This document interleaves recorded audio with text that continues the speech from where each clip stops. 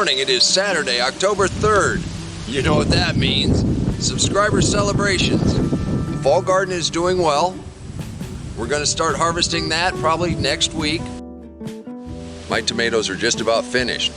I've removed most of the tomatoes off the trellis.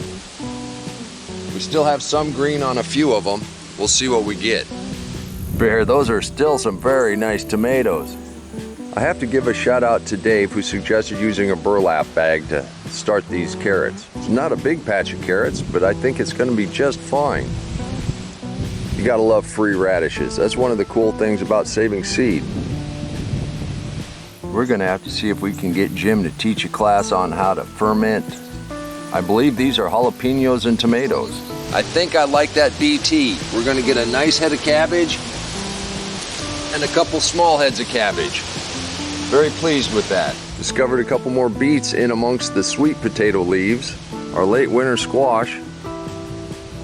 Doing really well. The nice thing about the shorter days and the cooler weather, we don't have so many bugs to contend with.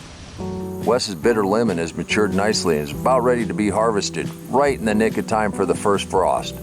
The turmeric definitely does not like the cooler weather. Yellowing a little bit.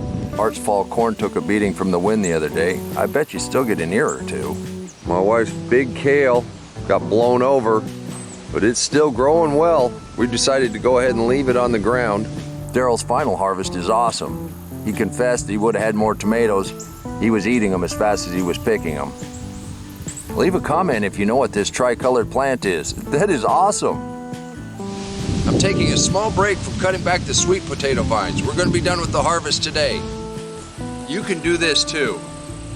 If you want to know how to grow sweet potatoes this big, follow that link right there. And I'll see you in the garden. Come on, let's plant. Let's go plant garden.